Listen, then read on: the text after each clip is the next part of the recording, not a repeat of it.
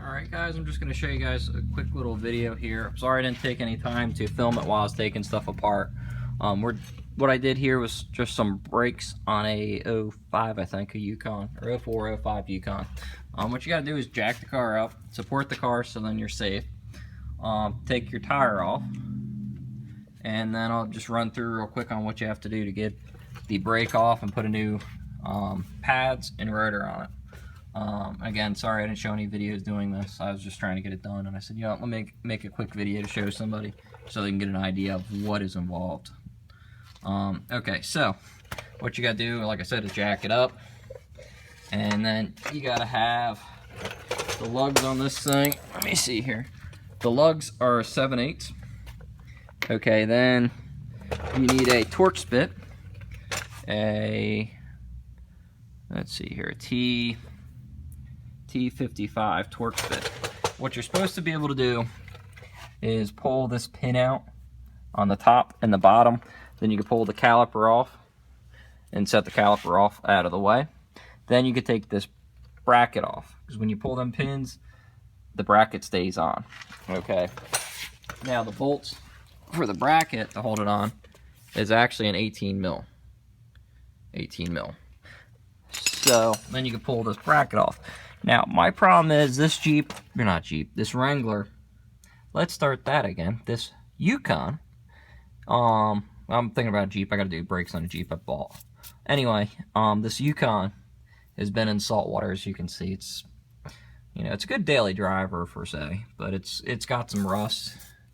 So this was done by the previous owner. They used it on the beach on and off, so it's got some rust and some issues. I could not get these bolts out.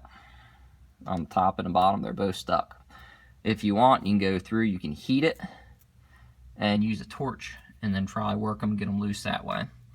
I didn't want to heat the caliper, so what I did is I took the caliper off with the bracket, and then since these glide on there, I was able to slide the caliper off of it with the brake shoes and slide that off, and then put the shoes back on. So the other thing I had to do was the shoes I had, I'll show you on these old guys so you can see. Some of the shoes have wear pins that are supposed to rub and make noise. These didn't before they got down too far. But the problem I had is the shoes that I bought had two wear pins. Like this one's set up where it could have two of them rivet on there. So I had to cut one off on the one shoe to make it work.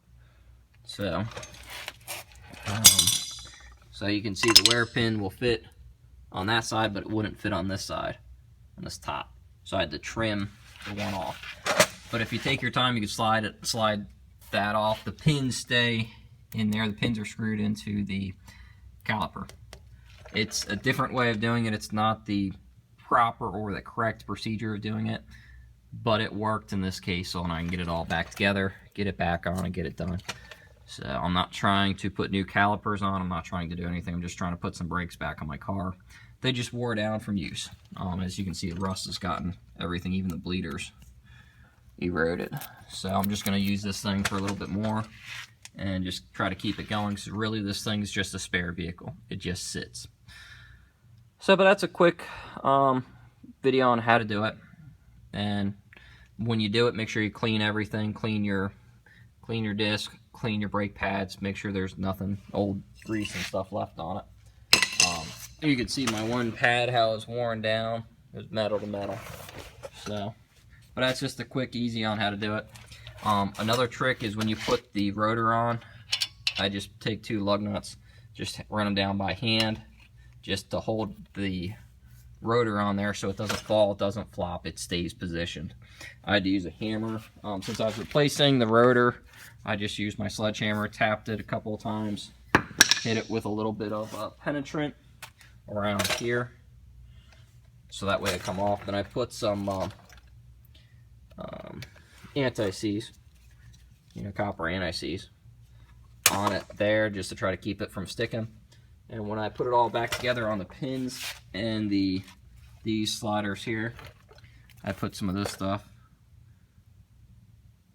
so that way it all slides and hopefully doesn't break down and it keeps it from getting stuck.